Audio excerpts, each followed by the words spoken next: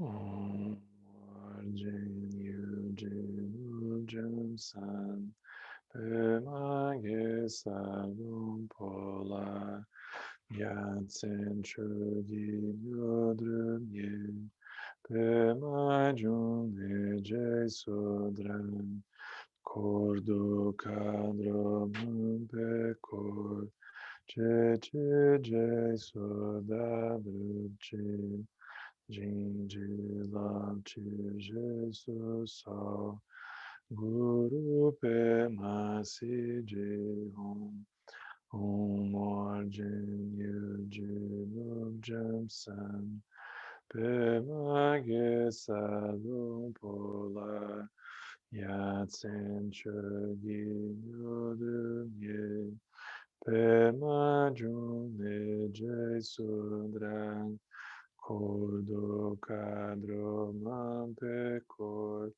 Che Je Sodadruchi Jinji Lab Je So Guru Pe Masi Ji Hom Om Orjin Yu Jin San Pe Mage Sadom Pola Yatsen Chogi Yodrum Ye Pe Majun Je Sodran Kordo Kadro Mampe Kor Che Je Sodadruchi Jinji Lab Je So Guru Pe Masi Ji Hum Om Orjin Yu Jam San Pe Mage Sadom Pola Yatsen Chogi Yodrum Ye Pe Majun Je Sudran Kordo Kadro Mampe Kor Che Je Sodadruchi Jinji Lam Je So Guru Pe Masi Ji Hum Sanjay Chodan Sochi Chonan La Jancho Badu Dagni Chap Sochi Dagin Jinso Jipe Sonan Chidrula Pinchi Sanjay Drupa Shok Sanjay Chodan Sochi Chonama Janchu Badu Dagi Chapsuchi Dagi Jinso Jipe Sonanchi Drula Pinchi Sanjay Drupasho Sanjay Chodan Sochi Chonan La Jancho Badu Dagi Chapsuchi Dagi Jinso Jipe Sonanchi Drula Pinchi Sanjay Drupasho. Gente, boa noite. Vocês estão me ouvindo bem? Essa pergunta é um clichê, mas importante, né? Tá. Sim. Que bom. Então, hoje é o início do último capítulo desse texto, né? Dança Mágica. Ele se chama Prática de Meditação e ele é o capítulo mais longo do livro, o que é parece uma contradição, né? Se fosse eu já botaria uma página em branco, porque é meditação, já falou tudo o livro inteiro, né? Mas é o maior capítulo do livro, eu acho que coincidentemente, é o trecho que a gente vai levar mais tempo para justamente digerir, porque ele vai pegar a visão dos 5 elementos e agora ele vai não necessariamente fazer uma revisão dos capítulos do livro, né? Ele não se propõe a isso, mas é como se ele se propusesse a olhar para esse tema da energia dos elementos dos ângulos assim os mais variados possíveis. Ele vai olhar as implicações disso no corpo, mas como que a gente pode olhar para a respiração? como que a gente pode olhar para a nossa fala, como que a gente pode olhar para a nossa visão de mundo, como que a gente pode olhar para a maneira pela qual a gente se relaciona com a meditação, e assim por diante. Então ele faz um apanhado vasto aqui de muitas instruções, muito bom isso aqui, muitas instruções curtas e bem variadas com relação a esse tema. Então a gente vai precisar de um pouco de tempo para olhar para ele, né? E o fato desse capítulo se chamar Prática de Meditação diz muito sobre o que ele quer nos falar, porque embora ele vá...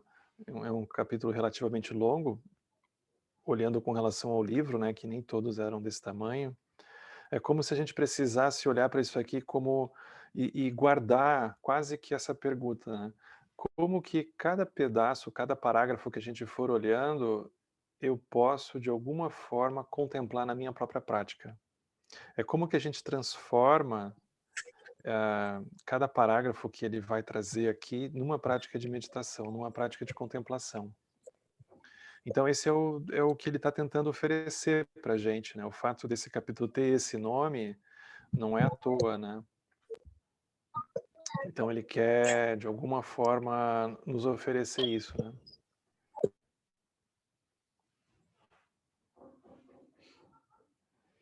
Então, se vocês quiserem me interromper durante aqui, para não deixar só para o final, vocês fiquem à vontade. Vocês fiquem à vontade.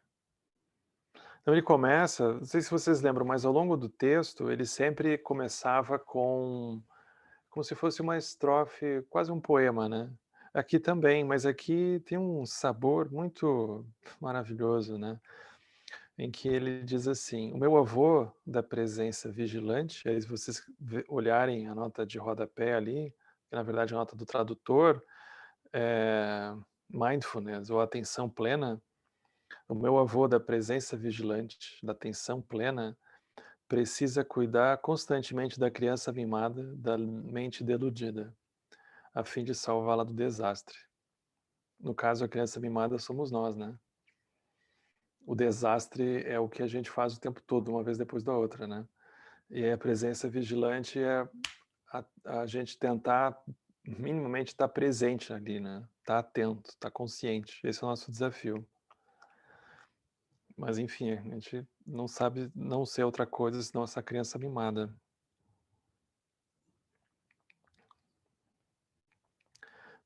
Para ver se a gente se salva do desastre, né?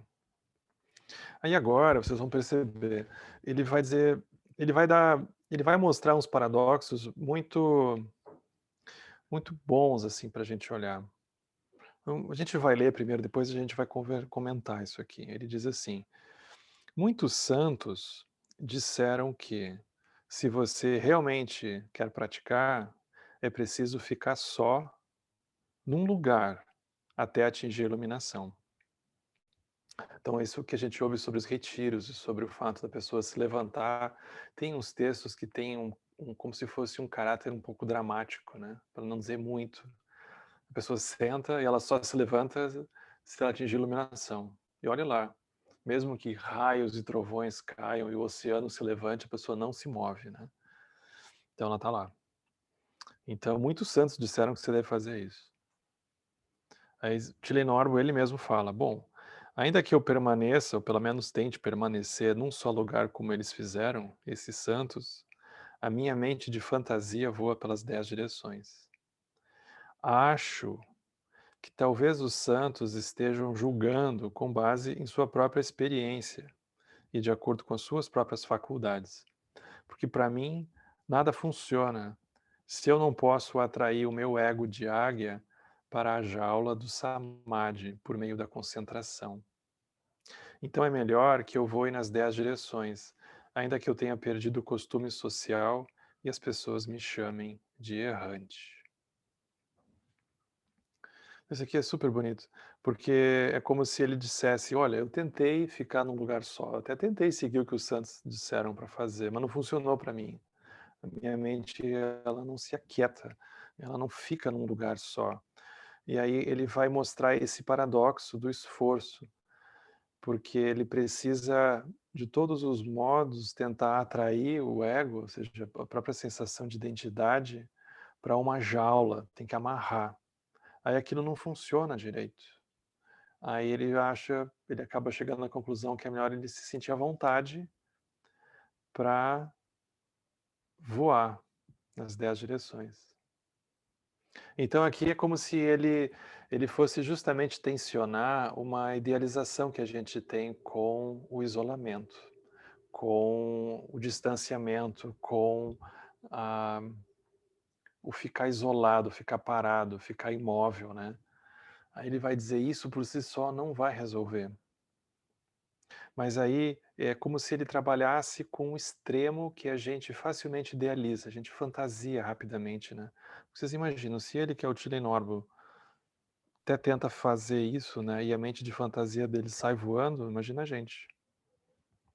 Aí ele vai para um outro extremo agora, então tá, então se não é isolado, é no meio dos seres. Aí ele vai para o outro oposto, que tem, da mesma forma, todos os argumentos que a gente pode puxar, assim, da cartola e dar carteirada com eles, né. Então ele fala: "Muitos santos disseram que se você realmente quer praticar, é preciso sempre vagar por lugares incertos", que seria a pessoa nunca permanecer no mesmo lugar que poderia oferecer para ela uma zona de conforto. Então é esse desafio de constantemente estar indo para lugares que, por força própria, provavelmente ela não iria. Então é como se aqui ele começasse a brincar, a tensionar esses extremos que a gente cai, que é os extremos que a gente fica se debatendo o tempo todo dentro do caminho, que é o extremo de então abandonar tudo e entrar em alguma coisa isolada que a gente não vai mais se mover, ou então o extremo da gente descartar isso completamente e simplesmente imaginar que então, estando justamente no meio de todos os seres, que enfim, onde os seres estão, que a gente precisa beneficiar, enfim, aí a gente vai estar junto deles de modo perfeito. E aí ele vai mostrar como que a gente nunca vai encontrar um equilíbrio dentro disso. Então ele vai falar: "Ainda que eu vague como eles disseram, esses santos disseram, ainda que eu faça isso direitinho, o que que acontece? Minha mente de fantasia distraída se exaure nas 10 direções". É um pouco como a gente se sente, né. Então a gente se mistura com seres, a gente já está misturado com seres, mas a gente de tanto em tanto começa a se sentir esgotado, porque é como se pode ser que a gente sinta que a única coisa que acontece é que a nossa energia se esgota, uma vez depois da outra, né. E ainda que a gente sinta que talvez devesse estar ali fazendo a prática, porque enfim, é onde os seres estão, a gente também não consegue talvez avançar tanto quanto a gente gostaria, né. Aí ele fala: "Eu acho que talvez os santos eles estejam julgando com base em sua própria experiência, de acordo com as suas próprias faculdades. Porque para mim nada funciona se eu não domo o cavalo selvagem do ego até o estábulo do samadhi. Então é melhor que eu fique num só lugar, ainda que eu tenha perdido o costume de cigano e as pessoas me chamem de preguiçoso". Então ele vai trazer esse paradoxo, porque a gente quando está isolado, a gente pensa: "Não, isso aqui não é o que funciona, eu preciso estar no meio dos seres". A gente está no meio dos seres, e a gente pensa: "Isso aqui não funciona, eu preciso me isolar". Então, o capítulo todo, ele vai começar a mostrar como que a gente não vai encontrar uma maneira de resolver isso, de equilibrar isso, e de encontrar de alguma forma, alguma equação que a gente possa dizer: "Achei, então tá, não preciso mais pensar nisso, agora eu posso até abdicar de pensar, eu só preciso seguir". Aí isso não vai acontecer. Então é um paradoxo, ele não resolve, mas ele vai é como se intuitivamente ele tentasse mostrar para a gente que a gente vai precisar botar menos as nossas fichas em alguma coisa grosseira que a gente consiga resolver, e mais em como que a gente aprofunda a visão. É o que ele vai dizer na sequência, aí ele diz: "Em vez de realmente praticar o dharma, muitas vezes apenas falamos em praticar o dharma". Tipo nós aqui, né, eu no caso, né. Tipo, apenas falamos em praticar o Dharma. Aí quanto mais falamos sem praticar, mais perdemos a energia nas palavras e mais o nosso ponto de vista se perde. Então essa é um pouco a tragédia de hoje, né? Porque a gente fala, a gente fala, a gente fala. Mas é muito curioso de que quanto mais falamos sem praticar, mais perdemos a energia nas palavras e mais o nosso ponto de vista se perde. É um paradoxo isso aqui, é uma descoberta, né? A gente fala, fala e aí a energia vai se dissipando, porque vai perdendo um pouco a profundidade e a própria magia daquilo, né? Porque vai ficando alguma coisa muito da superfície. Então a energia se perde nas palavras, o próprio ponto de vista se perde. De acordo com o caminho budista, se nós somos praticantes verdadeiros, quando nós rezamos, fazemos oferendas ou praticamos yoga, visualização ou meditação, a essência é sempre o ponto de vista estabelecido e não obscurecido. É melhor lembrar que para os praticantes, o ponto de vista está além da descrição. Então, o ponto de vista é o lugar que a gente se sente existindo quando a gente faz a prática ou quando a gente simplesmente se sente existindo. É como se a gente precisasse perguntar: que lugar é esse que eu me sinto existindo? Porque o lugar que a gente se sente existindo é o lugar que a gente olha para os outros seres e vê os seres existindo lá também. Por isso que não tem como alguém atingir iluminação e não levar os outros seres juntos. Porque não tem como a pessoa se ver num lugar e olhar para os outros como estando lá embaixo, né? Não tem como a pessoa estar lá embaixo e os outros não estarem lá embaixo, não tem como a pessoa estar lá em cima e os outros não estarem lá em cima. Então esse é o ponto de vista, de onde a gente está se vendo, né? Que lugar é esse? Então, quando a gente toma shamatha como um ponto de vista, é interessante a gente tentar perceber quais são as implicações disso de maneira muito prática, até mesmo com relação a essa pergunta, né? Que lugar é esse que eu me sinto existindo quando eu tomo shamatha por ponto de vista? Aí provavelmente é um ponto de vista um pouco autocentrado, em que a grande preocupação é não se desestabilizar.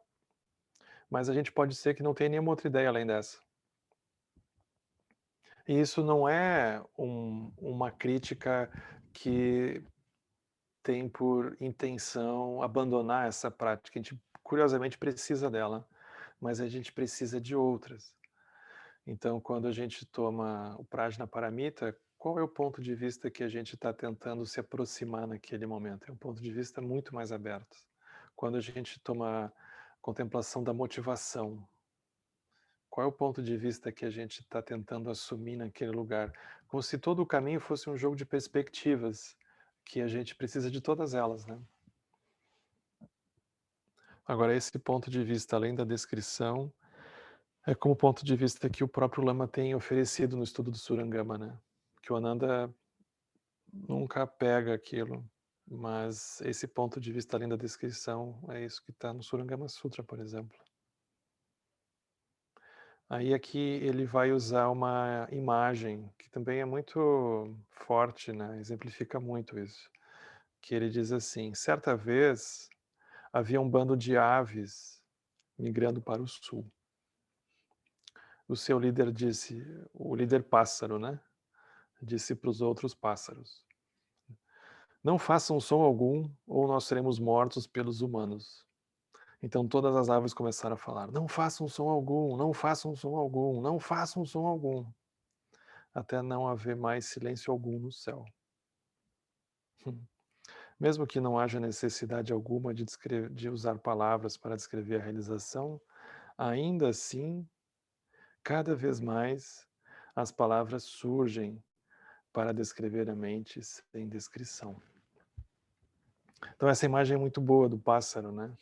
Porque é um pouco o que a gente faz, né? O tempo todo, né? A gente fica lá com os pássaros esses, a gente fica repetindo, né? Até não ter mais silêncio em lugar algum.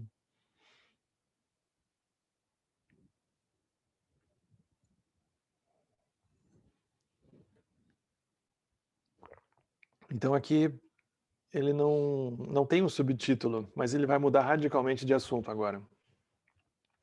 Então aqui é como se ele tivesse concluído, como se fosse uma introdução ao contexto da meditação, né, que é um contexto de meditação para a gente levar para o resto da vida, né, que é uma reflexão para a gente guardar. Ele não vai até esse ponto aqui falar alguma coisa ligada aos elementos, mas é como se ele estivesse preparando a paisagem onde a gente vai fazer a prática, que é alguma coisa que a gente não para muito para pensar, né, a gente só faz. É como alguém que acorda de manhã meio dormindo, assim, e abre a geladeira. A gente não para pensar realmente alguma coisa profunda, né, a gente tem essas coisas automáticas, né. Ou a gente acorda e tem um despertador, ou tem um abajur, tem alguma coisa, a gente faz aquilo, né. Mas tem, esse convite para a gente olhar quando a gente for sentar, por exemplo, né, como que é o ambiente que a gente se sente existindo agora que a gente vai fazer a prática, né, como que é? Então aqui ele traz uma reflexão sobre isso. A partir de agora, ele vai começar a trazer, ele vai começar a oferecer instruções práticas, muito claras, sobre como que a gente pode então, uma vez que a gente senta para fazer a prática, como que a gente pode, trazer esse tema dos elementos para dentro de uma prática formal mesmo. Então aqui ele está falando sobre prática formal, a partir desse ponto, né, são itens que a gente pode contemplar. Então ele vai começar pela respiração. Por quê? Porque quando a gente senta, das primeiras coisas que a gente faz, ou deveria fazer, juntamente com acomodar o corpo numa posição confortável, é a gente trazer a consciência para o nosso movimento da respiração, né. Isso é uma coisa unânime nas tradições que vão enfatizar o aspecto da meditação. Então isso é chamado ioga também, não necessariamente apenas o que a gente vai conhecer por um exercício, né, vamos chamar assim, do corpo, mas aqui yoga é essa atividade. Então ele diz assim: os exercícios de respiração da yoga interna usam 5 elementos inerentes ao ar, purificando os elementos grosseiros nos elementos naturalmente sutis, então na essência secreta dos elementos. Então, por exemplo, a gente senta, a gente traz o foco no elemento ar, ou a gente nem pensa sobre isso, a gente só traz a consciência para a respiração. Mas a partir da respiração do elemento ar, a gente consegue penetrar por dentro do ar, a gente penetra na terra, na água, no fogo e assim por diante. Então a gente usa a respiração para equilibrar os outros elementos. Ele vai chamar isso do ar da terra. Então tem o ar da terra, tem o ar da água, tem o ar do fogo, tem o ar do vento e tem o ar do espaço. Cada um desses podem ser usados por praticantes da yoga interna que não querem depender de remédios, por exemplo, como antídotos para suas doenças. Então aqui ele usa um exemplo. Então é interessante a gente gerar essa familiaridade, né, a gente testar isso, por exemplo, a gente perceber que da mesma forma que quando a gente senta, a gente acomoda o corpo e permite a respiração também se acalmar, especialmente se a gente vinha de alguma coisa mais agitada que a gente vinha fazendo, enfim, a gente senta, a respiração começa também a fluir num ritmo mais natural. E a gente perceber que é através desse movimento que a gente vai equilibrar a terra, a água, o fogo, o próprio ar e espaço, ou vivacidade, ou enfim, como a gente queira chamar. Mas a gente usa o ar para equilibrar a terra, a gente usa o ar para equilibrar a água e assim por diante. Inclusive como um aspecto como se fosse medicinal. Então ele usa esse exemplo aqui. Então ele fala assim, por exemplo, um yogi, ele pode purificar os seus elementos de ar, que está relacionado ao elemento ar, ar da terra, impuros e estagnados, ao visualizar e inalar ar fresco e puro da terra amarela. Então, dentro dos 5 elementos, das 5 famílias búdicas, o elemento terra está ligado a Ratnasambhava, né? Em cor amarela. Então, a pessoa pode visualizar isso. Ela tem um ar impuro, estagnado, especialmente terra, que pode trazer essa dimensão de excesso de letargia, de peso, de falta de movimento. Então, renovar isso. Então, a pessoa pode visualizar o ar, inalar um ar fresco e puro da terra amarela. Ela pode purificar os seus elementos de ar pesado e impuro da água ao visualizar e inalar o ar puro da água branca. Então aqui é um pouco diferente, ele não explica o porquê, mas ao invés de relacionar o elemento água à cor azul, ele relaciona à cor branca. Mas funciona. O ponto é que é o que a pessoa se convida a fazer naquele momento. Então, da mesma forma, se ela sente que a qualidade do elemento água dentro dela está pesada, está impura, ela pode, ao inalar, ela usa o elemento ar para purificar o elemento água. Ela pode purificar os seus esfumaçados elementos do fogo ao visualizar e inalar o ar puro de fogo vermelho. Então o elemento fogo está desequilibrado, está esfumaçado, ele usa essa expressão muito boa, né? Então ela pode também, ao inalar o elemento ar, é um fogo puro da cor vermelha.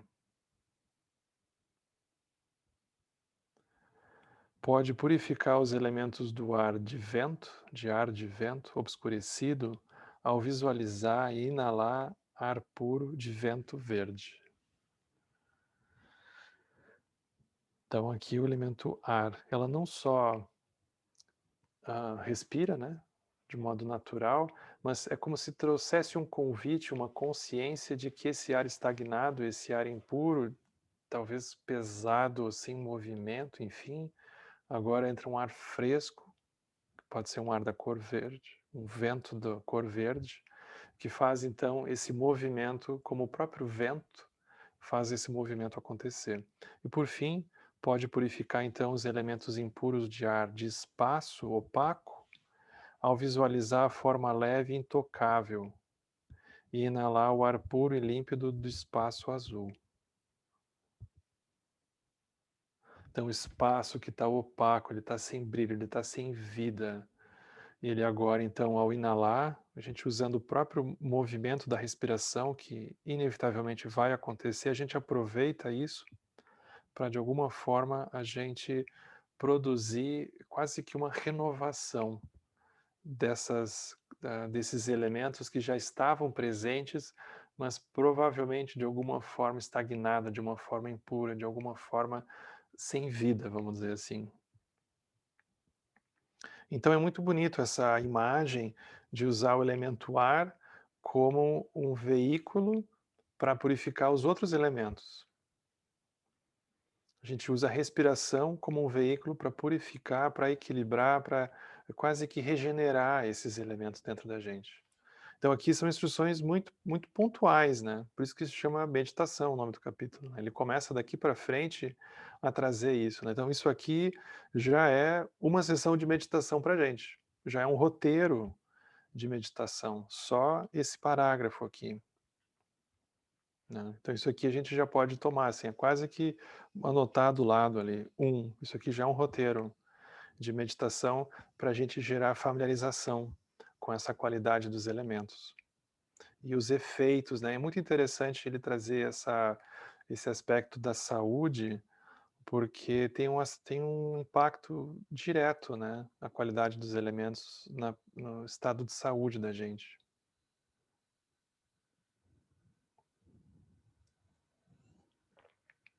Então isso aqui é uma instrução muito pontual, muito específica para meditação. Então isso aqui é um roteiro.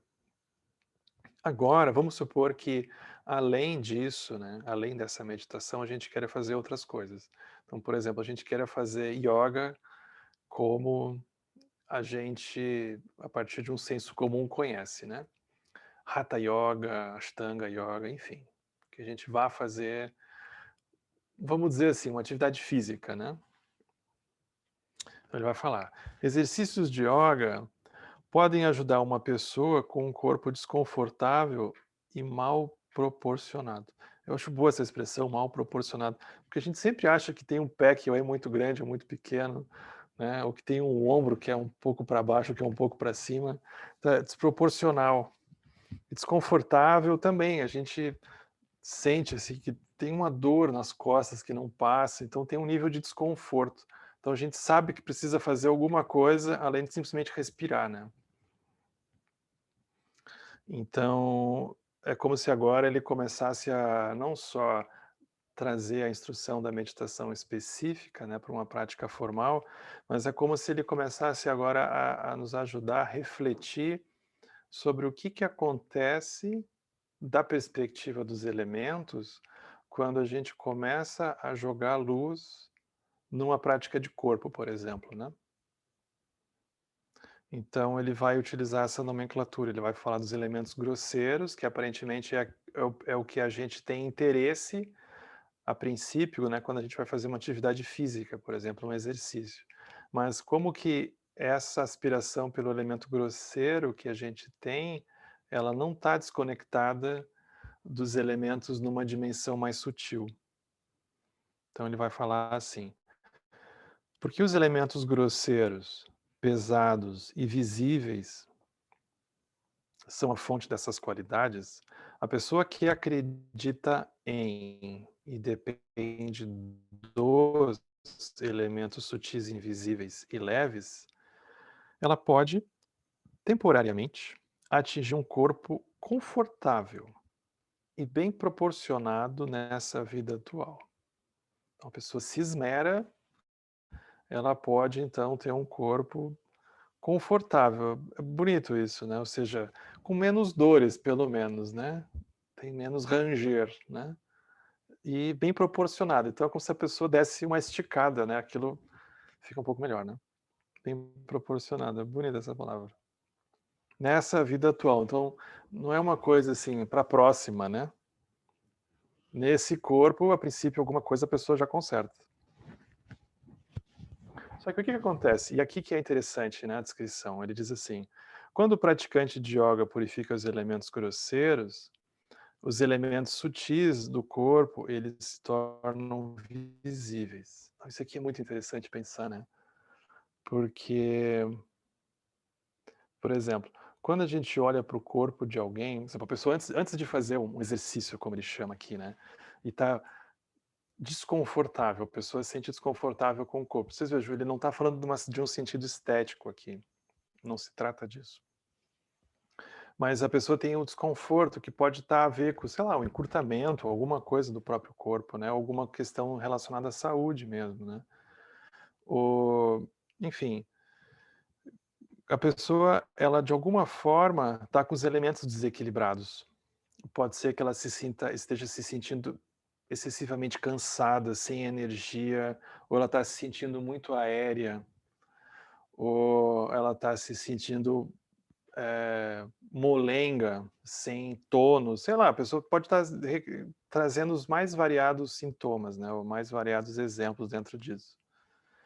E aí quando a pessoa começa de alguma forma a equilibrar, a energia dela também começa a se equilibrar de alguma forma, não é só o corpo físico, mas a própria às vezes pode ter até uma certa evidência na personalidade da pessoa. A pessoa se sente mais aterrada, a pessoa se sente mais presente.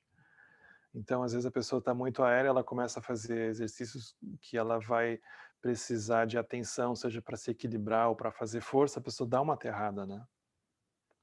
Mas, por exemplo, o que o Tilenórbio está dizendo aqui, e é muito interessante a gente pensar, que quando a gente olha para o corpo de alguém, seja o nosso corpo, mas seja o corpo de qualquer ser que a gente encontre, e a gente reconhece, por exemplo, algumas qualidades, né, algumas características, a gente, na verdade, está falando das qualidades dos elementos.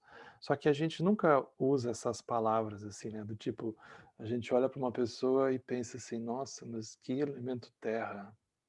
Fogo a gente até fala um pouco, né? Mas assim, nossa, mas o elemento ar dessa pessoa, a gente não usa uma descrição sutil para falar ou para verbalizar o que a gente está vendo. Mas a gente está vendo uma qualidade sutil num aspecto grosseiro. É sempre isso. Então aqui ele está falando sobre isso, né? Como que o aspecto grosseiro, que aparentemente é o nosso objetivo, ele na verdade está revelando uma qualidade sutil, que é o que a gente busca. Então, como que essas qualidades sutis que já estavam presentes, como que elas podem ficar evidentes, né? Então aqui ele está tentando quase que desenterrar isso, né? Tirar isso de alguma coisa que estava escondida e colocar agora na luz, né? Então, os elementos sutis do corpo, eles se tornam visíveis. Mas, aí ele continua, por exemplo, se a pessoa tem fé apenas nos elementos grosseiros e sutis do seu próprio corpo, e não na vasta essência secreta que permeia tudo, o seu ponto de vista é limitado. E uma vez que o benefício desse exercício ele se limita ao próprio corpo da pessoa, ela nunca atingirá o corpo da deidade da sabedoria. Ixi. Aí ele diz: bom, e mesmo sem acreditar no potencial de sabedoria secreta dos elementos, aí ele usa um exemplo aqui que eu acho genial. Genial esse exemplo dele aqui. Ele diz assim: então ele vai falar, a pessoa vai fazer ginástica, né? Então, mesmo sem acreditar no potencial de sabedoria secreta dos elementos, alguns ginastas que praticaram yoga, ao tornar os seus corpos mais leves, eles mostraram ser capazes de encontrar os elementos sutis nos elementos grosseiros. Então, eles encontraram tônus, eles encontraram flexibilidade, eles encontraram disposição, fogo, eles encontraram os elementos, enfim, as qualidades sutis, eles encontraram através da manipulação do corpo, da movimentação do corpo. Por meio das suas atividades, eles automaticamente revelam sua resistência e as capacidades vitais que existem de forma latente dentro deles e que surgem da natureza original dos seus elementos. Então é como se ele estivesse dizendo, ao invés deles terem fabricado ou construído um corpo através da soma dos exercícios, eles simplesmente revelaram as qualidades dos elementos que já constituíam eles. Então eles não fabricaram alguma coisa que eles não tivessem. Eles revelaram qualidades que já estavam presentes, qualidades como força da terra, ou flexibilidade da água, o calor do fogo, ou a capacidade de se movimentar do ar e assim por diante, a capacidade de oferecer um espaço, né, de ter uma presença com o espaço. Então, eles revelaram de forma natural essa qualidade original dos elementos. E aí, ao aperfeiçoar os seus corpos pelos elementos mais leves, eles competem e fazem jogos. Vejam só, com outros corpos de elementos leves, em frente a espectadores de elementos grosseiros, nós assistindo, que os assistem com olhos de elementos grosseiros. E lhes concedem medalhas, tipo Olimpíada, de elementos grosseiros. Com isso, querendo dizer, muito obrigado por me deixar ver os seus elementos leves. Então é como se aquele que conseguisse revelar de maneira mais visível essa qualidade dos elementos leves ganhasse uma medalha da gente. É só isso. Isso diz muito sobre como que a gente o tempo todo busca sempre reconhecer uma qualidade sutil nos aspectos grosseiros, né? Aí ele pega algo como uma Olimpíada, por exemplo, né? Que vamos pensar que tá uma briga para ver se vai sair ou não vai sair, mas se a gente for assistir, vai ser isso que a gente vai ver, né? Uma exibição dentro de um aspecto grosseiro de qualidades leves.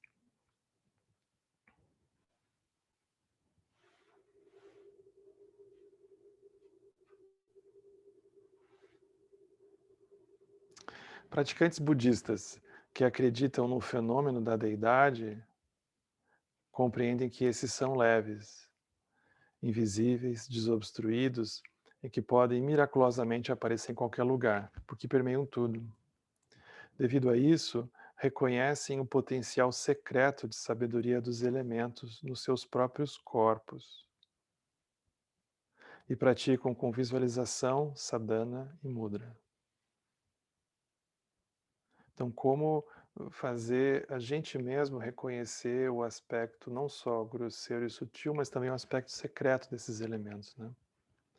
Então, eles visualizam os fenômenos da deidade, da essência pura, com o fim de subjugar os seus elementos grosseiros e impuros e permitir que a essência secreta dos seus elementos se manifeste. Como resultado, o corpo dessa vida atual se torna bem proporcionado e confortável. E o corpo de depois dessa vida se torna um corpo de deidade e de sabedoria. Esses praticantes não recebem uma medalha de elementos grosseiros de uma plateia de elementos grosseiros. Os praticantes não recebem medalha nem na hora da morte. Sua única recompensa é o louvor de sabedoria e a chuva de flores de luz que os Budas, Bodhisattvas, santos e todas as pessoas sábias fazem cair sobre eles, porque o seu fenômeno de deidade e de sabedoria segue por toda parte, desobstruidamente, para o benefício de todos. Então aqui é como se ele estivesse convidando a gente a reconhecer o aspecto secreto dos elementos. E isso vem através da prática formal, né? Então aqui ele termina a contemplação ligada ao corpo. E a gente vai parar por aqui também, porque aqui ele muda de assunto de novo. A partir de agora ele começa a falar do aspecto de fala. Aí a gente teria que entrar um outro âmbito, né? Mas eu acho que isso aqui já dá bastante carta na manga, assim, para a gente pensar, né? Especialmente tanto a gente refletir sobre, primeiro, esse ambiente que a gente se sente fazendo a prática, depois a própria sugestão de roteiro de meditação que ele traz sobre a respiração e como que a gente pode purificar os elementos através simplesmente, né, do uso da respiração. E aí ele traz essa contemplação do corpo, né, que é muito cara para nós. A gente se preocupa com o corpo com razão, né?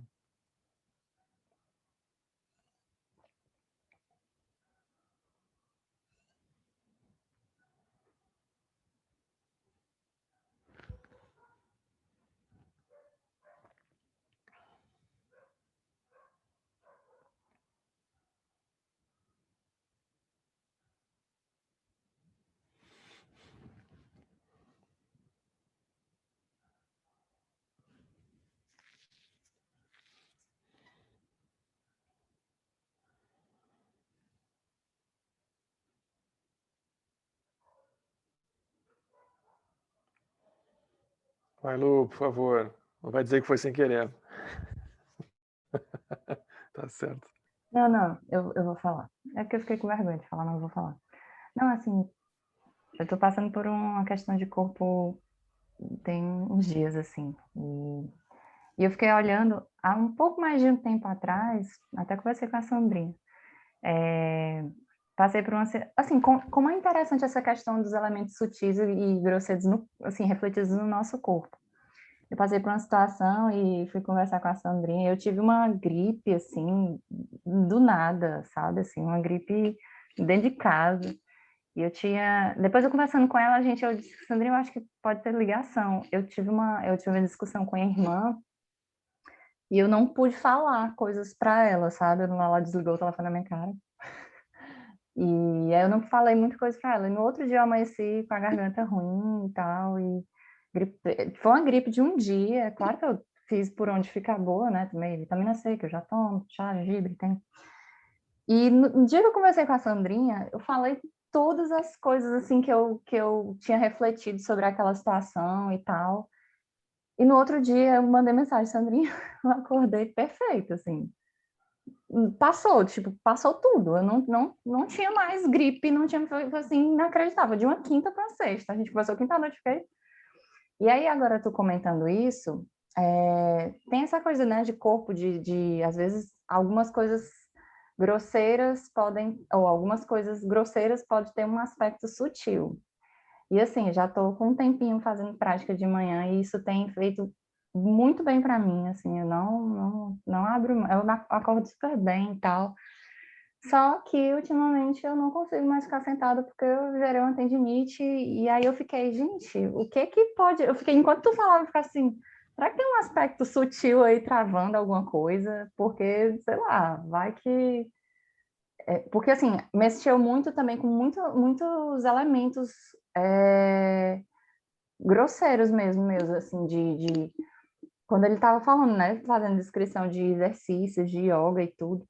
Aí eu fiquei pensando assim, eu lembrei dessa questão aí eu fiquei assim, cara, será que se eu parar para olhar, será que tem alguma ligação? Eu estou viajando demais, assim. Claro, existe a questão de ter acontecido uma lesão há um tempo atrás, eu não ter tratado e tudo, mas assim, às vezes ficou muito claro para mim essa questão do dia da fala, da coisa de ser uma coisa na garganta, sei lá. Não sei se eu viajei muito, mas assim, eu fiquei muito impressionada com o que foi descrito aí, sabe? Aí eu disse, pronto, eu vou já resolver esse problema no quadril no campo sutil. Vai acordar Já fiz boa amanhã, até... tu vai ver. Amanhã é quinta. tomara! Já desbloqueou a contratura desse tamanho.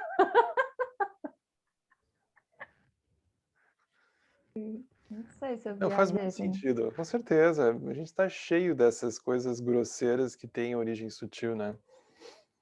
E eu acho, agora, às vezes, né? Eu acho que sempre é uma mistura, sabe? Às vezes é uma mistura de estilo de vida, de movimento, falta de movimento, com essas coisas sutis, né? Então, a gente mesmo, quando vai olhar na medicina tibetana, por exemplo, eles sempre vão ter um conjunto tanto de práticas de meditação com remédios, no caso deles era muito voltado com ervas, né, e assim por diante, chás e outras coisas, com atividade física, né. Então tem movimento, tem yoga para diferentes tipos de, vamos dizer assim, constituição física, né. Tem o Kunye, por exemplo, que é uma coisa de reabilitação para quem está em cadeira de rodas, por exemplo. A pessoa tem um movimento super restrito, mas tem movimentos que você vai mexer a energia vital, né? Você vai mexer o ti, vamos dizer assim. E é tudo muito lento, tudo em câmera lenta. E os movimentos, eles vão mexendo com aspectos emocionais. Eu lembro de uma instrutora de Cunha que eu conheci, ela conta que uma turma que ela acompanhou, acho que durou um ano, uma primeira turma de Cunha, né? Isso no Brasil é oferecido pelo Instituto Ningma, né? Que tem no Rio, super bonito a sala deles no Rio, né? Eles têm em São Paulo também. E eu fui lá visitar, super bonito. E esse um ano de Cunha, eu lembro ela contando, eram tipo 12 pessoas fazer o processo com o Kunye, né, que é essa yoga tibetana que o Tartantuco trouxe, que vinha por dentro da medicina tibetana. O pai dele era médico, né, de medicina tibetana, então ele resgatou isso e trouxe para um contexto do Dharma também, mais amplo, né. E eu lembro ela dizendo que no final desse um ano, dessas 12 pessoas, 11 tinham se separado. É um perigo fazer Kunye, viu? Então até suspense 2 vezes antes de se matricularem. Mas era basicamente assim, aquilo foi mexendo com emoções, com coisas que estavam paradas, com coisas que estavam veladas, com coisas que não estavam conseguindo ser ditas, né, e assim por diante. E aquilo vai se equilibrando e a pessoa vai, no certo sentido, se empoderando, vai restabelecendo a energia interna, as emoções, e aí a pessoa começa, enfim, a ter mais clareza do que a pessoa quer para a vida, né. Mas é um conjunto. Eu acho que um dos extremos que a gente cai aqui no Ocidente é, às vezes, imaginar, assim, que... Porque quando a gente ouve isso, pode ser que a gente abandone todo o aspecto grosseiro e fique só no aspecto, então, sutil. Ah, isso é um perigo, porque a gente vai precisar cuidar também do aspecto grosseiro. Então, os extremos sempre são um problema, né? Então, às vezes, se é alguma coisa de articulação, alguma coisa assim mais... Isso pode ser que um conjunto vai fazer bem, né? Seja um alongamento, um movimento, um conjunto assim, né? Mas com certeza devem ter aspectos sutis que podem ser trabalhados, né? E essa meditação dos elementos de fazer a energia fluir sobre o lugar, né? Isso super ajuda. Visualizar isso acontecer, né? É o que eu tenho tentado fazer.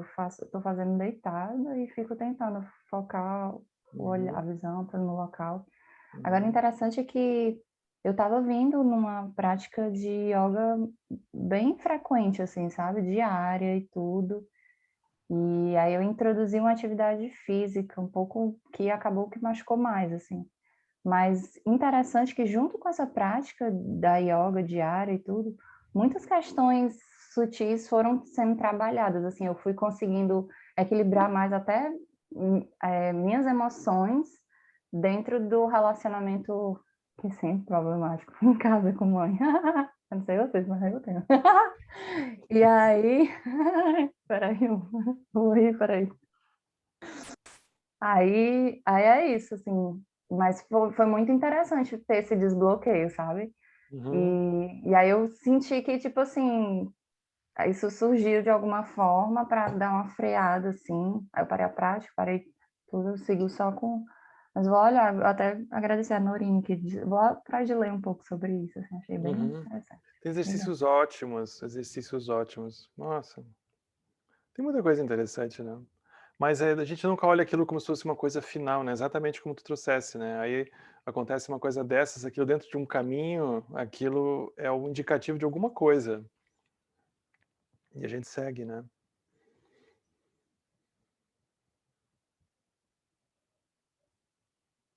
Eu me machuquei quando eu estava em retiro. E eu levei um tempo para me dar conta que era o jeito que o universo encontrou de me tirar de retiro. Tipo assim, deu, vaza, né? Porque se fosse por conta própria eu não sairia. Mas aí eu me machuquei e tive que sair.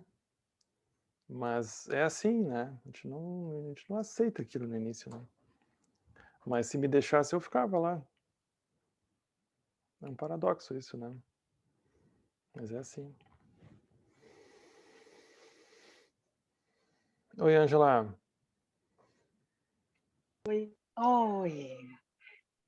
tudo bem, todo mundo? Bom, obrigado. E você, Henrique, que bom. Então, é porque eu queria fazer uma conexão da fala também, sabe, Henrique? Uhum, Luciana disse de alguma forma, né? Então, essa conexão da fala com o corpo, porque é claro, né? Eu tenho, claro, pouco tempo no budismo, talvez uns 3 anos, porque minha experiência tinha sido assim muito anterior mesmo, uhum, muitos anos atrás, e retomando assim com mais frequência, tem uns 3 anos. No período muito tempo atrás, foram 5 anos mais ou menos, mas era outra, enfim, era diferente, apesar de eu ter lido muito Thich Nhat Hanh, ter praticado também. Mas eu vejo hoje em dia outra coisa. Ter lido muito o Lama Santen também na época, Dalai Lama e tudo, mas eu hoje em dia vejo que é outra coisa. Isso já foi há muitos anos atrás. Mas assim, então essa conexão com a fala que Luciana trouxe, né? Que aqui também tem um pouco, mas no início, quando você leu, né? Eu acho interessante também, né? Essa coisa da palavra, né? De que às vezes a energia ela vai com a palavra, né? Então eu queria fazer um paralelo que eu achei tão interessante, porque tem uma fala que a gente fala, tem uma fala que a gente fala, que a gente chama que é uma fala vazia, né? Porque é uma fala que é isso mesmo, ela tira a energia, né? E a energia se esvai com aquela fala vazia, não é? Então, eu acho que. Mas tem uma fala que ela conecta, sabe? Tem uma fala que ela conecta, foi um pouco o que a Luciana disse. E que ela abre conexões. Ela disse: eu briguei com minha irmã, eu fiquei com aquilo ali preso. E quando eu falei com a Sandrinha, aquilo ali deu outro sentido àquela coisa que estava presa e também trouxe cura. Né? Então, eu uhum. achei só interessante trazer essa conexão da fala com o corpo, né? Na psicanálise a gente fala assim, o corpo ele é afetado pela linguagem, né? Então tem algo aí da fala que afeta o corpo e vice-versa. Né? Então essa conexão ela é muito interessante também. Mas tem essa fala vazia, que esvazia, né? Que esvazia e que mina a nossa energia também. Né? A gente na psicanálise fala do blá blá blá, né? Que a gente deve cortar esse blá blá blá quando o cliente chega com um blá blá blá que não vai para lugar nenhum, que desvia do sintoma do cliente e que traz gozo, né? A gente chama um pouco isso, que traz um gozo que é algo que mina, é algo que destrói, é algo que consome o sujeito, né? Uhum. mas tem um tipo de fala que é uma fala que abre, é uma fala que conecta com outras coisas e traz cura também, né? Uhum. Então era uma coisa que eu queria assim refletir com vocês, e eu fiquei também interessada nesse Cunhê, que bom que Norine escreveu certo, já tinha escrito aqui de Uhum. uma forma toda doida. Mas assim, eu pratico o yoga, a Hatha Yoga com o Paulo Henrique, né, que é do SEB, Paulinho e Camille. É muito, muito, muito legal também essa conexão que Tile Normo traz aqui, né, essa energia aí que vem pela água, pelo ar, e que vem o fogo, né? Uma prática de yoga. Eu fiz yoga há muito tempo, assim, sem conseguir me conectar com aquilo, porque eu acho que tem uma yoga também, que é uma yoga que vai só pelo movimento, assim, né? De você. Uhum. Mas essa conexão que entra com a meditação, que entra né, com algo muito mais conectado de outra forma, eu acho que essa sim. Pode ser Hatha Yoga, pode ser o Kunye, acho que pode ser um pouco de tudo. Eu acho que eu não entendo muito bem de todas as linhas da yoga, né? Mas a ideia eu acho que o fundamental é fazer também essa conexão aí com esses elementos, que eu fico assim encantada com o modo como o Tila Norbo traz, apesar de ser uma coisa meio assim, uma linguagem um pouco assim, tem que precisar Henrique estar destrinchando assim para a gente, porque a gente às vezes parece que, né, que se perde um pouquinho assim na transmissão dele. Então, enfim, são essas reflexões assim. Obrigada, viu, pela Obrigado, escuta. Angela. Essa contribuição que tu traz é muito boa, é rica, né? Ela é necessária, né? Da importância da fala. E é importante observar que o Tinen Norbo, ele não vai desconsiderar isso que tu trazes, né? Essa observação, né? Mas é como se a gente tivesse que lembrar que naquele contexto específico que ele está falando da fala, né? É um pouco contraditório, mas enfim, ele tá de alguma forma expressando isso. Ele está falando como um mestre Dzogchen, né? Ele está falando de uma categoria específica de ensinamentos em que a gente não consegue colocar a liberação em palavras, né? Então é como se ele já não estivesse falando aquilo num contexto relativo de uma identidade que está lidando com situações que necessitam ser verbalizadas para serem liberadas e curadas, né? Ele não nega isso, mas é como se aqui ele tivesse literalmente colocando as linhas, limites, e ele está dizendo, nesse momento ele está falando desse contexto, né? Na semana que vem, que a gente vai olhar os parágrafos seguintes, ele vai começar a falar do aspecto da fala. Então, essa tua colocação, ela vai enriquecer muito os próximos encontros, porque aí ele vai começar um pouco, como ele já começou a fazer com o corpo, com a respiração, a navegar um pouco mais pelo contexto relativo, que é como a gente experimenta as coisas mesmo, né? Mas é como se ele começasse como um mestre Dzogchen, né? Ele começa lá em cima e aos poucos ele vai descendo. Aí quando a gente olha lá em cima, a gente não consegue encontrar muito lugar para consertar as coisas e para arrumar. É como se nesse contexto específico a energia não fosse necessariamente direcionada para isso, né? E não que ele negligencia, não é isso, mas é um outro contexto, simplesmente, né? Mas a gente vai voltar para esse ponto que é super importante.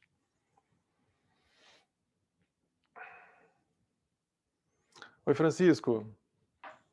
Opa, boa noite a todos. Boa noite.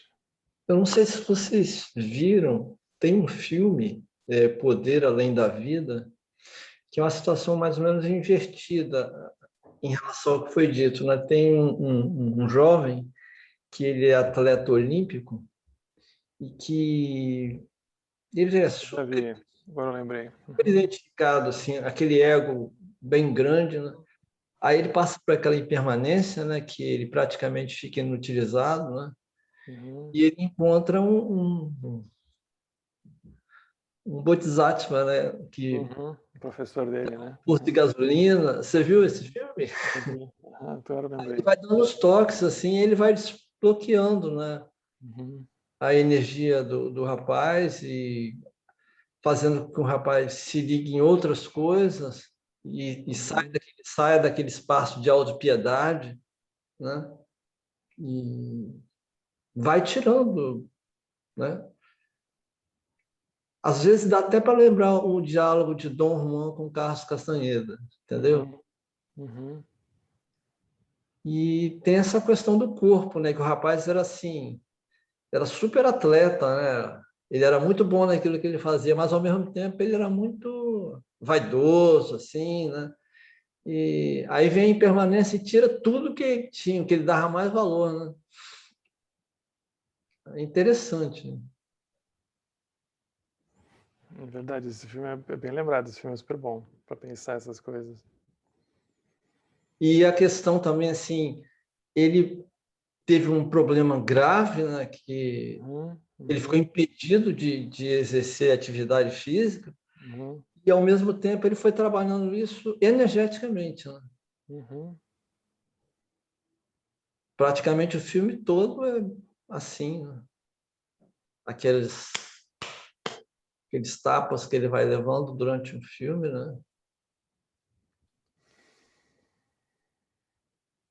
E tem a questão também de muita coisa que a gente fala, é como se tem alguns mestres que falam que a gente perde energia, né, quando a gente fala certas coisas ou fala para quem não deveria falar, né? É como perder o encanto daquilo que a gente deveria guardar dentro, né? Cristo é meio pesado nisso aí, né? Quando ele fala de não atireis pérolas aos porcos, assim, ele joga pesado, mas assim, de certa forma também ele mostra para a gente não ser inadequado muitas vezes de passar coisas em situações que não adianta passar, né? Mas é isso. Obrigado aí. Obrigado. Oi, Jamie. Oi, gente linda, boa noite. Boa Henrique, noite. tudo bem? Henrique, muito rico. Assim, esse livro eu realmente eu acho que tem mexido muito com todas e todos nós, né? Não só pela o grau de profundidade, de sutileza que ele traz, e especialmente nesse capítulo, nessa parte né, relacionada, né, a esse tópico do corpo. Hoje de manhã eu acordei bem cedo, mas não tão cedo como para fazer a prática, não consegui me juntar ao pessoal para fazer o puja. Aí eu fiz uma meditação e adiantei o capítulo, né? E aí eu fiquei contemplando o meu próprio processo e fiquei refletindo o quanto a gente social e culturalmente é construído para viver uma experiência tão alienante do nosso corpo, né? Eu posso dizer que só muito tardiamente eu acho que eu me reconectei com o corpo, e não só o corpo físico, né? O corpo sutil, vamos dizer, de aprender a conhecer melhor os processos, né? Eu acho que para nós que habitamos um corpo feminino, a gente tem uns certos ciclos que nos fazem ser diferentes durante todos os dias e os meses do ano. Eu sinto como mulher que eu não sou a mesma numa certa fase da lua, numa certa fase do período da vida. Então, assim, quando a gente, por essa sociedade ocidental que nos colocou nessa roda de produção e tudo sempre passando por cima do que for, acho que a gente silencia nosso corpo, a gente é muito violenta com o nosso corpo, e isso faz com que a gente não consiga mesmo assim reconhecer que às vezes a gente precisa parar, que não pode fazer as coisas no momento talvez que a gente precisa ou quer, mas que tem que fazer umas certas escutas interiores de muitos processos, né? E quando eu comecei a meditar, eu tive por muito tempo, uns problemas muito sérios aqui na cervical, sabia? Enrijecia, mas aquele enrijecimento, sabe, gente, que você nem consegue mexer a cabeça. Eu andava assim, ó, parecia um robô, né? Lá na Colômbia isso chama um mico, que estava com mico, não consegue mexer a cabeça. Aqui, acho que chama, não sei como é que chama, o fato é que você fica todo duro, assim, você não consegue nem mexer os ombros. E aí eu lembro que uma colega, uma amiga me indicou ir numa acupunturista Ele era um chinês, ele já faleceu, muito conhecido aqui, o Matushi. Eu digo que ele virou meu filósofo de cabeceira naquela época. Eu ainda não era assim praticante budista, sabia? Eu estava fazendo doutorado e eu fui lá fazer acupuntura, e quando ele foi tocar aqui, ele disse que se podia me contar uma história. Ele me contou a história, assim, muito engraçado, que eu dei muita risada, tudo para me dizer assim: você tem que parar de ser apegada. Ele me falou assim: você é muito apegada. Na hora, eu olhei para ele com aquela cara assim de: quem é você para me chamar de apegada? Eu não sou apegada. E saí de lá pensando: porra, eu sou apegada? Como assim que eu sou apegada? O que eu estou me apegando? Não tenho apego, não. Sabe? Fiquei naquela negação, mas passei uma semana inteira pensando: como é que eu sou apegada no Matushi, sacana? Como que ele fala isso para mim? E fiquei naquela. E depois eu comecei a perceber realmente que a manifestação da rigidez do meu corpo estava totalmente ligada ao apego que eu tinha. Não era apego, é porque eu associava apego a coisas materiais, né? As pessoas, eu achava que era um apego só. Eu não tenho apego com nada, mas muitos apegos de muitas naturezas, com muitas coisas, às vezes que eu nem percebia, né? E nunca mais eu tive enrijecimento da cervical. Aí infelizmente ele faleceu no ano passado, mas eu lembro que na última consulta que eu fui, eu disse: cara, tu transformou minha vida, porque me ajudou a encaminhar por uma via em que eu decidi me libertar dos meus apegos. Eu acho que eu estou conseguindo, sabia? E nunca mais vim fazer acupuntura, porque eu não estou dura aqui. Aí ele chegou e me disse assim: ai, que bom, fico muito feliz, que ele era chinês budista, né?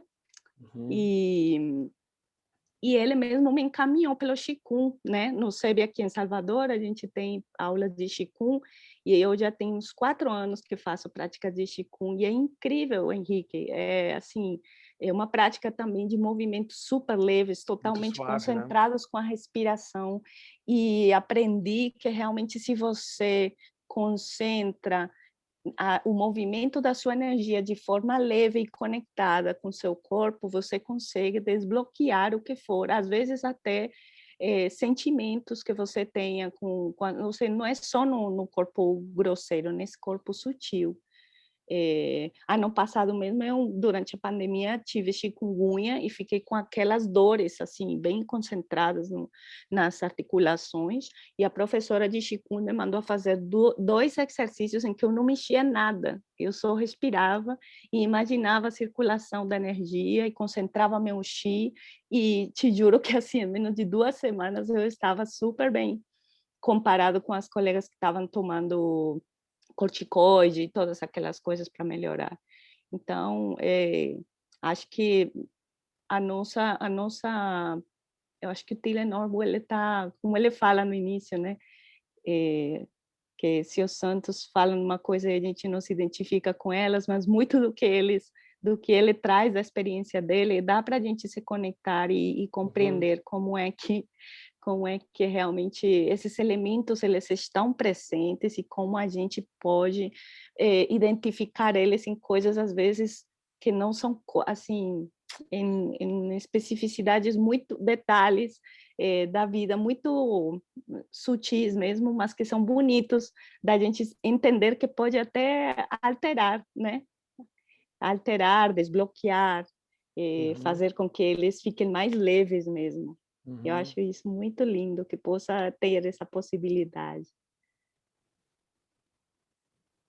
Eles são trabalháveis, né? É isso mesmo. São, com certeza. Hoje em dia, por exemplo, eu que comecei a dar muita mais atenção a essa questão dos ciclos, né? Cada vez, no meu calendário, cada vez que eu sei que eu vou ficar menstruada, alguma coisa assim, eu desacelero tudo, não marco reunião, se alguém quer marcar reunião, eu digo que eu não posso, não dá, não tem como, sabe? Eu falo para as minhas estudantes, para os colegas que eu tenho um compromisso, e é um compromisso comigo mesma, e acho que quando eu comecei a respeitar isso, poxa, minha vida mudou um bocado. Acho que me sinto até muito mais honesta comigo, e isso permite ser honesto com os outros também. É um processo que vai bem de fora para para dentro, mas de dentro para fora, como a gente tenta fazer aqui. Legal. Obrigado. Eu que agradeço. Desculpa que às vezes assim eu gosto de compartilhar, a gente compartilha, né, nossas experiências para poder nos inspirar e sei lá, né? Com certeza, tem que trazer para a prática, né? Isso mesmo. Senão fica muito, muito abstrato, aí foge completamente da proposta, né? É necessário isso. Obrigado. Oi, Tati. Eu não sei nem do que eu falo mais, porque eu vi tanta coisa que me identifiquei. É bom ter grupo, né? Queria dizer aí para a última...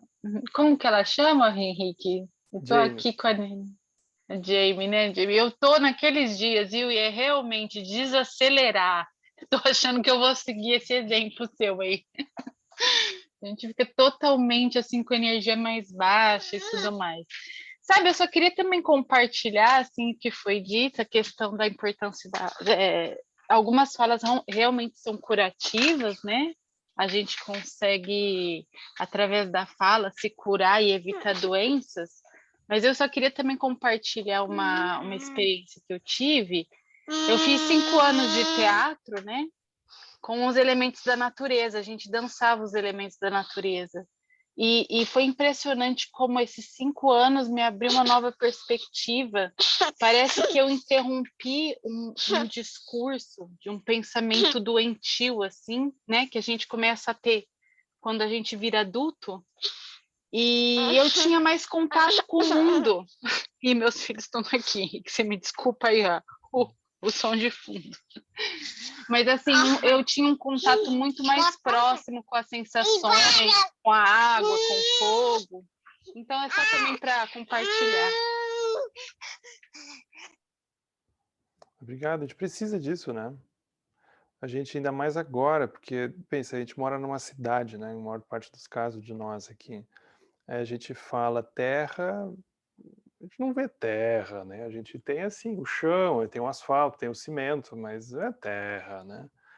A gente fala em água, se a gente não abre a torneira, não chove, a gente não vê água necessariamente, né? Tá tudo canalizado. A gente fala fogo, quando a gente vê fogo, né? A gente tem um micro-ondas, a gente tem uma torradeira, a gente tem a chaminha azul ali do gás, né? Mas fogo, né? Ar também, se a gente fica num ambiente fechado, com um ar-condicionado, alguma coisa, né? Então a gente precisa realmente, ainda mais agora, que aparentemente isso está mais distante ou mais artificial, né? Necessário.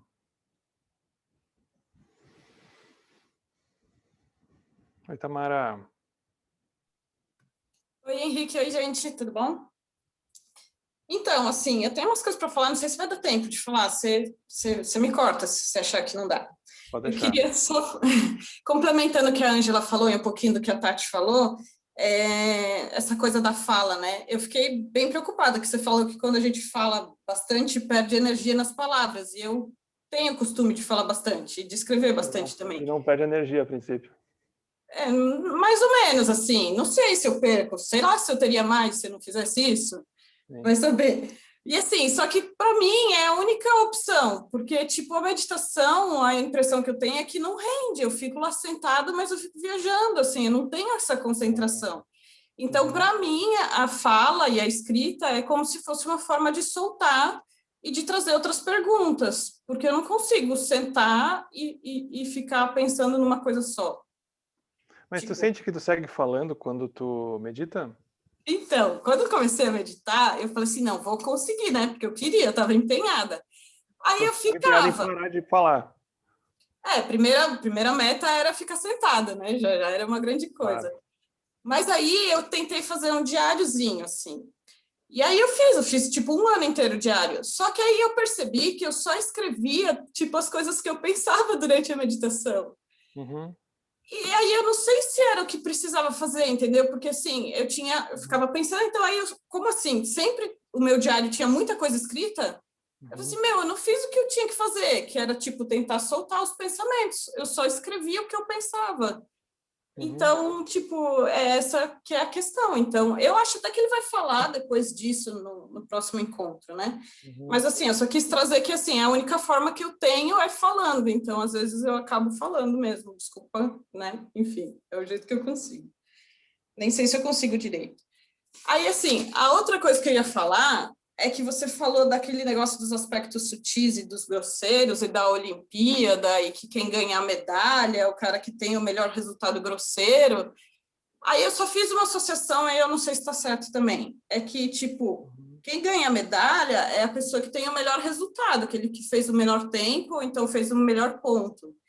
Só que você falou dos resultados sutis, aí eu imaginei assim, que normalmente, às vezes, a torcida, ela gosta muito de um atleta que não necessariamente é o que mais teve o melhor resultado. Então, talvez isso seja uma forma de medir o resultado sutil, não sei. É verdade. Mas aí também, assim, tá, ele teve o melhor resultado sutil, mas aí você falou da gente reconhecer os elementos. Mas aí eu não sei, assim, reconhecer os elementos, eu não saberia qual foi o elemento que a torcida reconheceu naquela pessoa, naquele atleta. Eu não consigo ver essas coisas. Eu também não tem que se preocupar muito, né? É um exemplo que ele utiliza, né? Mas, por exemplo, é como se a pessoa foi a mais forte. E tá ligado ao elemento terra, tem uma qualidade fogo também associada, né?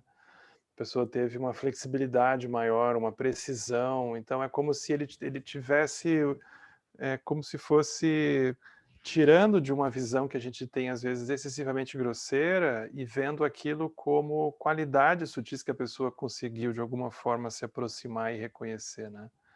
Então, é como se cada um dos aspectos que a gente vai elencar como tendo produzido esse campeão, e, na verdade, são aspectos sutis que aquela pessoa, de alguma forma, entrou em contato, né? Se a pessoa estava consciente ou não estava consciente, não é o mérito, né? Mas é o olhar que ele traz, né? Que ajuda a enriquecer. Talvez tenha um pouco a ver com carisma também, né? Porque às vezes alguma pessoa tem um carisma, sei lá, cativa a torcida por algum motivo, né? Mas aí é como se já entrasse num aspecto um pouco dramático, no sentido de ter um envolvimento com, às vezes, a história da pessoa, ou com o que ela vai querer representar, e é como se já não coubesse muito aqui no exemplo dele, né? Posso perguntar mais uma coisa? Por favor. Então, aí, assim, nesse negócio de reconhecer os elementos, eu lembrei de uma coisa que eu vivenciei, e aí não sei se você consegue me ajudar a reconhecer os elementos nessa situação. Por exemplo, tem uma moça que trabalha comigo, que ela, assim, em geral, ela é uma pessoa difícil, assim, ela reclama bastante, ela é bem pessimista. E, só que ela é uma pessoa, assim, de excelente coração, sabe? Você sabe que ela é uma pessoa boa, ela cuida de duas meninas, uma é adolescente, a outra, tipo, acabou de fazer 20 anos, mas ainda depende muito dela. E ela é sozinha. E ela tem um pai que mora em outra cidade. E ela pouco falava desse pai, né? Então achava que eles nem eram tão ligados. Aí esse pai ficou doente, ele pegou Covid, ele tem 80 e poucos anos, e ela foi lá, pegou o pai, ela tem uma ou duas irmãs, não sei, mas ela foi, teve a iniciativa, pegou o pai dela, levou para casa dela, as filhas dela tão bravas, porque não queriam que ele ficasse lá, e ela tá super cansada, se virando nos 30 para cuidar dele. Só que ela tá, aparente assim, ela tá com uma, sei lá, não sei, a impressão que eu tenho é que ela tá mais feliz, assim, apesar dela tá cansadésima, ela tá com uma cara mais bonita, ela tá, sei lá, com o olho mais brilhando, um negócio assim. E aí que você falou esse negócio dos elementos, eu imaginei que ter algum elemento aí vibrando. Mas eu não consigo ver nenhum elemento, eu só consigo ver assim, ela ama o pai dela, ela tá feliz porque ela tá conseguindo fazer algo por ele, enfim. Mas, tipo, que elemento que é esse, assim? E é tipo, não sei se sou só eu que não vejo, acho que não é que ninguém vê, né? Mas eu acho difícil, assim, não consigo nem imaginar qual seja esse elemento. Mas é que eu entendo. Mas é justamente, eu acho que o ponto não é necessariamente investigar o elemento em si, né? É como se ele estivesse nos convidando a olhar para coisas que a gente geralmente não olharia. mas não necessariamente que isso se torne o objetivo final do que a gente vai olhar, né? Por exemplo, ela talvez esteja resgatando alguma conexão com o pai, talvez ela esteja olhando como uma maneira de se aproximar dele depois de um tempo, não sei, né? Estou chutando aqui, né? Talvez ela esteja conseguindo curar coisas, ela talvez consiga estar no momento de se aproximar, de cuidar dele e assim por diante, né? E aí, como um todo, talvez a própria energia dela, de alguma forma, acendeu quando essas coisas que talvez estavam estagnadas, estavam talvez pesadas, né, numa dimensão de, seja de rancor ou de esquecimento, enfim, ou qualquer coisa relacionada a isso. Aí, quando ela começa a entrar em contato, ela começa, de alguma forma, a movimentar essa energia, aquilo naturalmente começa a se liberar, então ela começa a ficar com a energia um pouco mais leve.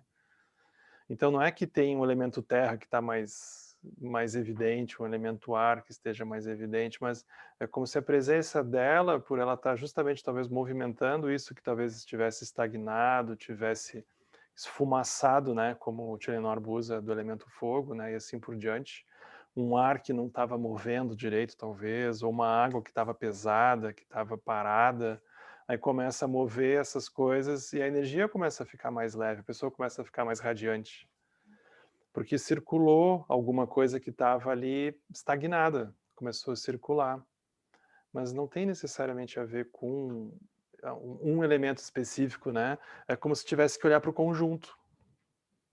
O conjunto é que vai revelar, né? E não é uma coisa que também tem que ficar tentando identificar, né? Não precisa entrar na... Exato, exato, é melhor relaxar.